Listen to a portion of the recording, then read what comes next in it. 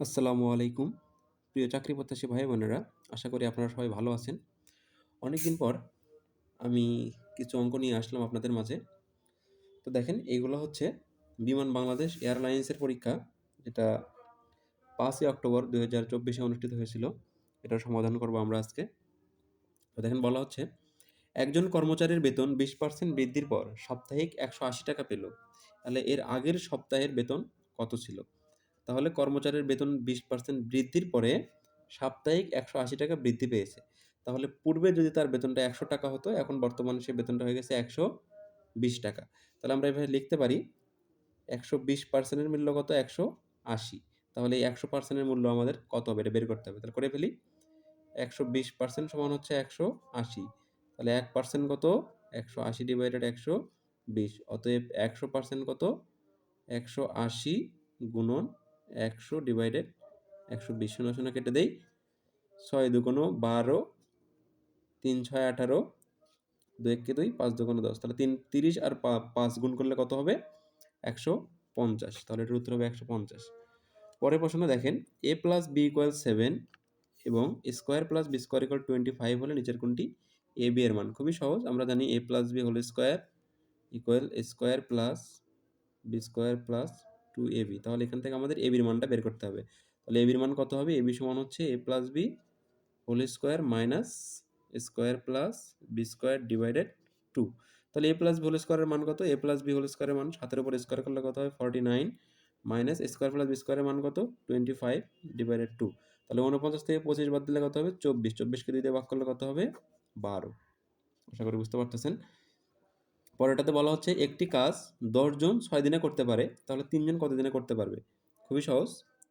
এটা আপনারা কমেন্টে জানিয়ে দেন যে ৩ নাম্বারের উত্তর কত হবে? ঐকিক নিয়মের একটি অঙ্ক। ৪ নাম্বার, একটি দ্রব্য ১৭০ টাকায় বিক্রয় করলে ১৫% ক্ষতি হয়। তাহলে ১৭০ টাকায় যদি আমরা বিক্রয় করি, তাহলে ১৫% ক্ষতি হয়।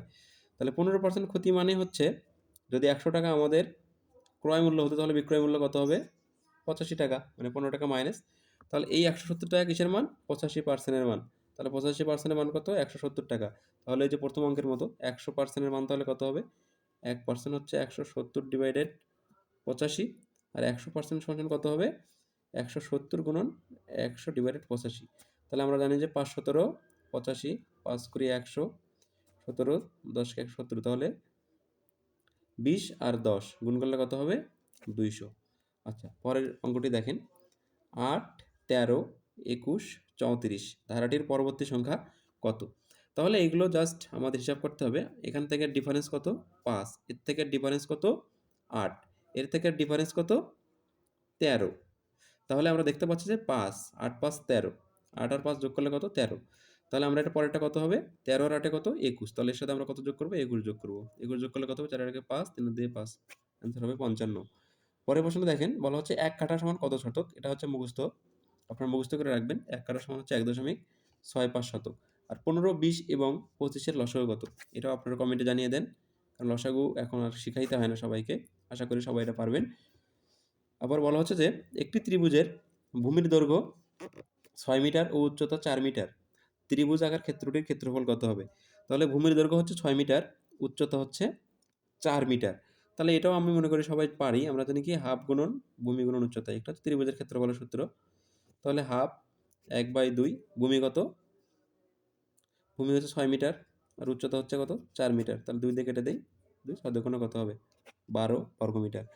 পরের প্রশ্নে বলা হচ্ছে, একটি সমকোণী ত্রিভুজের অতিভুজ সংলগ্ন কোণ দুইটি প্রত্যেকে কী কোণ? তাহলে অতিভুজ সংলগ্ন, এটা যদি একটা সমকোণী ত্রিভুজ হয়, তাহলে এটা হচ্ছে অতিভুজ। অতিভুজ সংলগ্ন কোণ হচ্ছে এইটা এবং এইটা। তাহলে এই দুটো কী কোণ? এটা আপনারা কমেন্টে জানিয়ে দেন। ৩টা প্রশ্ন দিলাম আপনাদেরকে। এটার উত্তর আপনারা কমেন্টে জানিয়ে দেন। তো আশা করি সবাই বুঝতে পারছেন। ধন্যবাদ সবাইকে।